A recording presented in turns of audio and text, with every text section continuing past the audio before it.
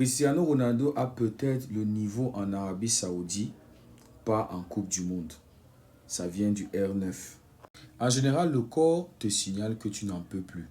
Je pense qu'ils sont parvenus à ce moment de consensus entre eux et leur corps, tant Cristiano que Neymar. La bataille contre le corps est vraiment très difficile à remporter. Peut-être qu'il a le niveau pour jouer en Arabie Saoudite, mais pour disputer une Coupe du Monde, on se rend compte que c'est bien plus difficile. Le niveau est plus élevé. Le niveau est plus élevé.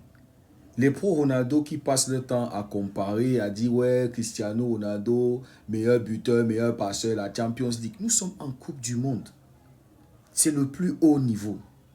C'est tonton R9 qui le dit. Malgré notre passion, notre amour du football et notre envie de jouer éternellement, je pense que c'est finalement le corps qui décide à notre place. Et Messi le disait toujours avant cette Coupe du Monde, si le corps me permet, si je sens le corps. Aujourd'hui, je ne joue plus au football parce que mon esprit fonctionne d'une manière que mon corps ne suit plus. Son esprit aime le football. Son esprit veut continuer à être sur les terrains, mais il a accepté le fait que le corps n'est plus capable. C'est ce que CR7 ne veut pas accepter, les gars. Et je me dis que son entourage ne l'aide pas à accepter ça. Ses fans, en fait, sa famille, surtout ses fans. Je vous ai posté une vidéo d'un pro Ronaldo qui attendait 10 buts de CR7 dans cette Coupe du Monde. Et il était prêt à faire le palabre avec n'importe qui, à se bagarrer, à taper n'importe qui.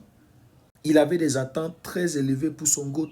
Il attendait un CR7 qui allait passer à 18 buts en Coupe du Monde. Mais j'essaye de me mettre à sa place pour imaginer la déception qu'il a ressentie, les gars. Donc vous voyez, eux, ils ne veulent pas accepter que le corps de CR7 n'est plus capable de compétir au très haut niveau.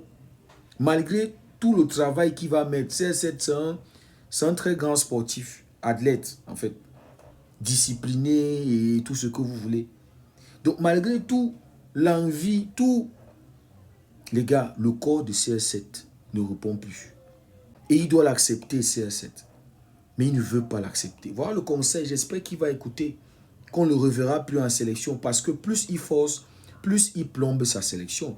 Plus les jeunes qui doivent prendre la relève n'arrivent pas à progresser. Parce que c'est clair qu'il n'apporte plus rien dans cette sélection. Il n'aide plus. Contrairement à Lionel Messi. Et Messi le disait même avant cette Coupe du Monde. Si le corps me permet, si physiquement je suis au top, si je sens que je peux apporter quelque chose, sinon ça ne sert à rien, je les laisse. Mais non, CR7, plus il force, plus il est en train de gâcher sa legacy, les gars. Plus il est en train de salir sa legacy. C'est ça le truc. C'est ce qu'il ne veut pas comprendre. Coupe du Monde 2022, il sort avec les larmes. Il sort d'une manière honteuse. Mais il n'avait pas compris que non, c'était la fin. Il fallait l'accepter. Il revient encore pour une autre Coupe du Monde. Il sort par la fenêtre, les gars. Il n'est même pas sorti par la porte de derrière. Il est sorti par la fenêtre, les gars. Mais bon, j'espère qu'il va écouter les conseils de R9. Au lieu de continuer d'écouter à ceux qui le mentent. Ses fans, sa famille, les gens qui sont autour de lui. Il doit accepter la vérité brutale. Il a peut-être le niveau en Arabie Saoudite, mais son niveau est insuffisant, largement insuffisant pour le très haut niveau, la Coupe du Monde surtout.